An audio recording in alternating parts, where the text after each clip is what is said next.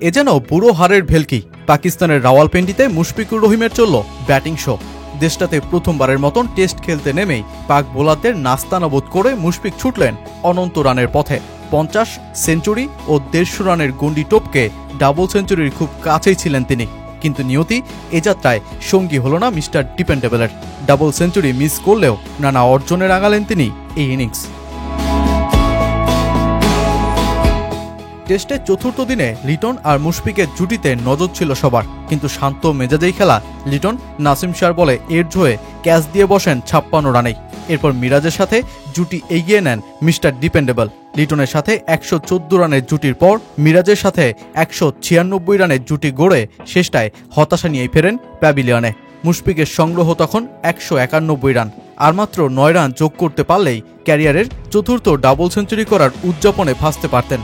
কিন্তু মুশির সেই স্বপ্নে আঘাতটা হানেন মোহাম্মদ আলী।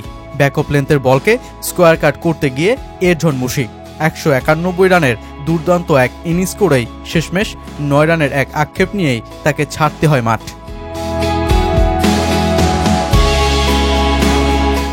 পাকিস্তানের বিপক্ষে তাদেরই মাটিতে মুশফিকের স্মরণীয় এক টেস্ট যাত্রা ক্যারিয়ারের পরন্ত বেলায়। 191 রানের এই ইনিংসটা যে গড়েছে রেকর্ডও। পাকিস্তানের মাটিতে এর আগে মোটে 2 বাংলাদেশি করতে পেরেছিলেন সেঞ্চুরি, হাবিবুল বাশার ও জাভেদ ওমর। তৃতীয় ব্যাটসম্যান হিসেবে মুশফিক গড়লেন সেই কীর্তি।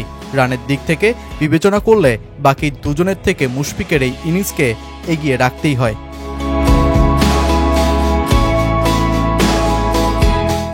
শুধু এখানেই থমকে থাকেননি মুশফিক, রেকর্ড গড়েছেন ভিন্ন এক জায়গাতেও। টপকে গেছেন দেশসেরা ওপেনার তামিম ইকবালের রেকর্ডকেও।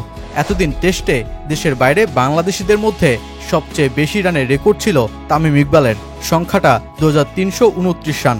মুশফিক সেই রেকর্ডকেই লিখলেন নিজের মতো। তার এখন দেশের বাইরে টেস্টের রান 2381।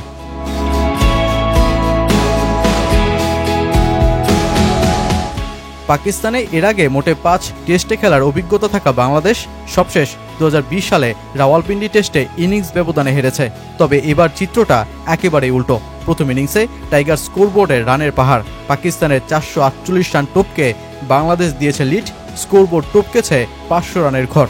বাংলাদেশের টেস্ট ইতিহাস বলছে এই নিয়ে টাইগাররা 12তম বারের মতন টেস্টের কোনো ইনিংসে 500 রান করতে পেরেছে, দেশের বাইরে যেটা চতুর্থবারের মতন। সব মিলিয়ে একটা স্মরণীয় টেস্টের মুহূর্তই মুশফিকুর রহিমরা জন্ম দিল পিন্ডি উইকেটে।